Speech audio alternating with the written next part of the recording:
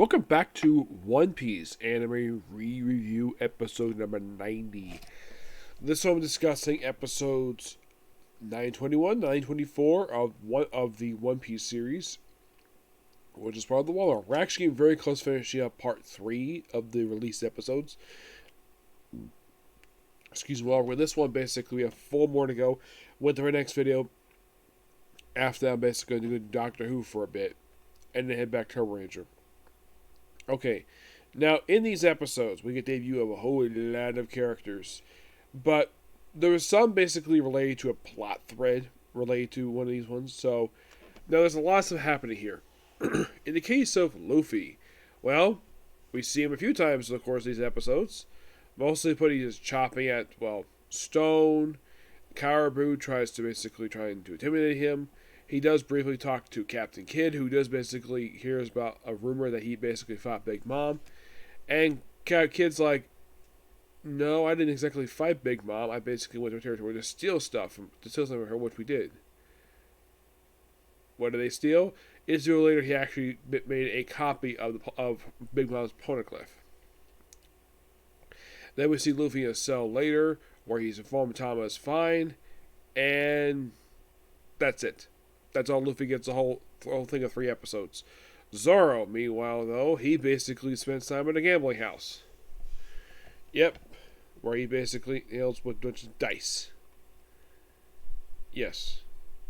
And, of course, the people who run this particular place are, in fact, notorious cheaters. Yes. Oh, in case you're curious, though, these episodes finished in Japanese chapters 9...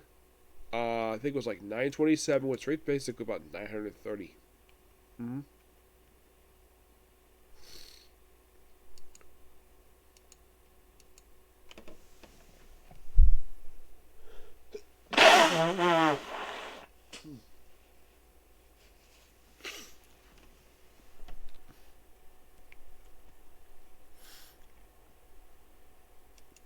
Yeah. So basically, he's gambling for a while, and it seems like good luck, and then, of course, he starts losing. After 2 straight times losing, he does notice, he does maybe just bad luck.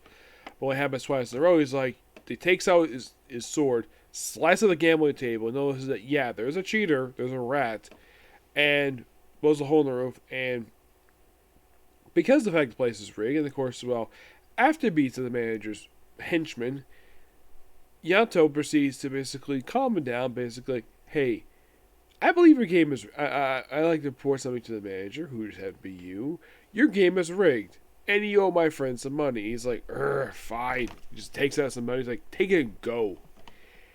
Then, of course, you have Zoro going to Ebiru Town, which I believe this is his debut.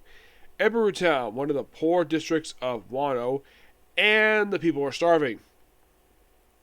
And here's the thing. And they are smiling. They love the fact they love the fact that they're so hungry. The truth of the matter is they actually ate defective smile fruits.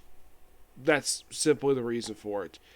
And also because, one of the main villains of this arc basically doesn't like grieving, and he apparently doesn't care about these people at all. He just cares about basically bankrupting the whole country because he is so bitter against the country. I'll get to him. And of course, you look her off with Zoro. Cub like, oh, this is clean water. Zoro expects otherwise. Water looks pretty dirty. Looks pretty poisonous. And that's it for Zoro. Nami, of course, basically gets contacted by Kinemon, wondering where Zoro is. And she's flying about, and that's all you see. Kinemon basically has a range where Carrot and Wanda proceed to raid a storehouse belonging to Doji, at least Doji Ashra, where they steal some. Actually, it was some from the Beast Pirates. They basically frame him for, the theft, just to draw him in on their side. And carrots also eat carrots, and of course they go back, and that's it for them. Now, in the case of Frankie, Usopp, Sanji, Robin's already gone off to Shogun's palace. I'll get to Shogun in just a minute. So we see the courtesan they're basically talking about, who, spoiler, is actually Momo's sister, which of course Momo brings up in the episode talking to Tom about it. And of course you have these three guys, Bingo, Bongo, and it's Bingo, Bongo, and Bungo. Three guys who apparently, well, the courtesans swindled them out of all their money. The reason is now revealed a little bit later exactly why this is. They only appear for 2 episodes. I'm not going to reveal exactly the reason for it. It's like, oh, she's the test poor people. It's not a true personality. Nope. I'll get to that. Don't worry later.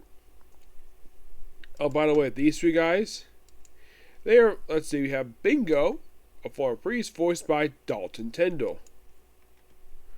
There is Bongo, James Lamourie.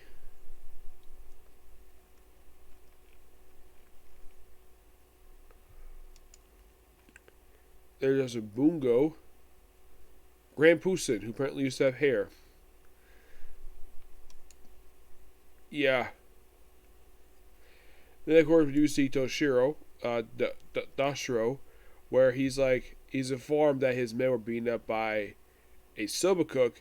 He's like, I don't have time for this. Contact Queen for some assassins. Yeah. Oh, don't worry. He plays a big role in the next episode. Don't worry about that. And those assassins I'll get to who he sends, because it's quite interesting who they send. Meanwhile, though, the 4 of them, Usopp doesn't do much anything at all until a little bit later. Now, Frankie, of course, after he goes back to work, or after gawking at basically a woman, he has to see the blueprints for Kyle's mansion. As his boss for, doesn't have it. And then we go to a series of individuals. Now, in order, we actually have Hanji,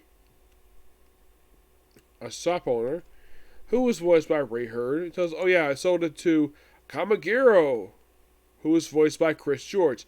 3rd character this guy's voiced in the series. Like first he's got Komori, then that giant, and now this one-shot character. Yeah, he only appears in 1 episode. Actually, he appears for 1 other episode. He appears 1 other time, and that's it for him.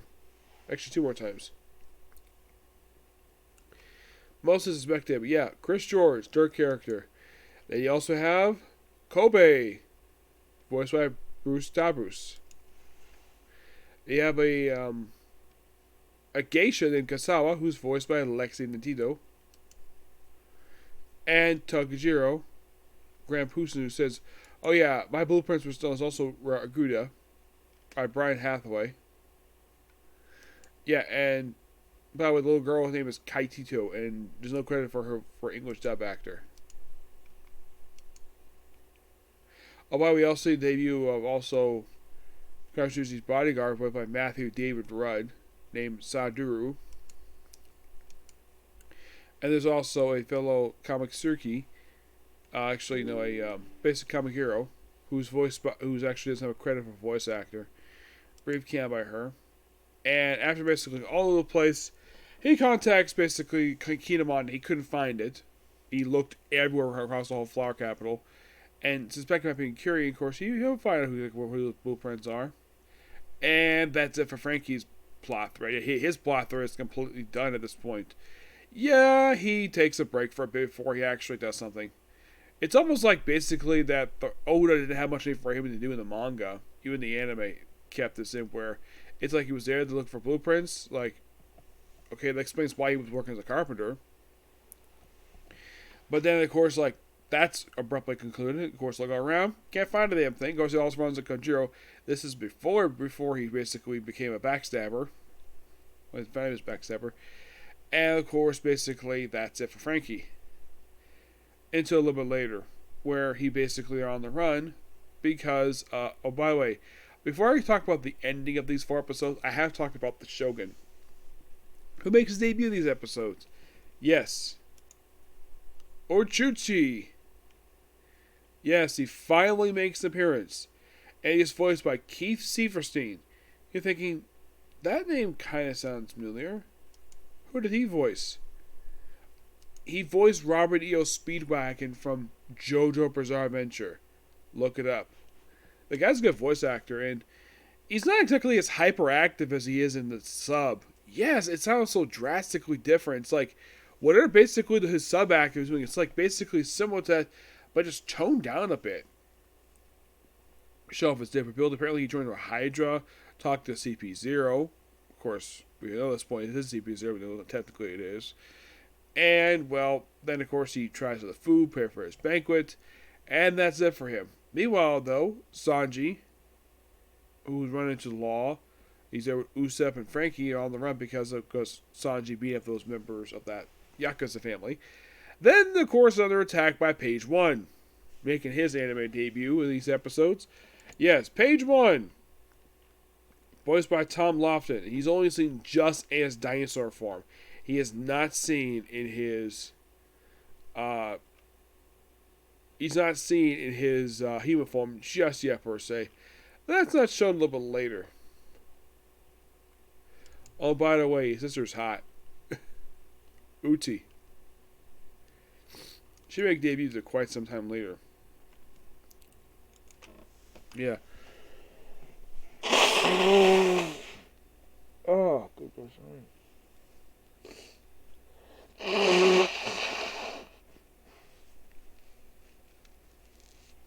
I'm curious of who they get to get a chance to voice Uti. That's going to be quite interesting of a task for Mike McFarlane to basically go through.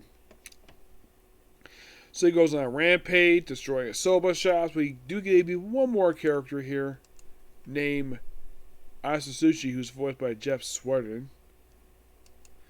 Yeah, so looking for him, of course. Sanji can't stand all of this, so he needs to kick him and, of course, prepare for some big battle, which we'll show next episode.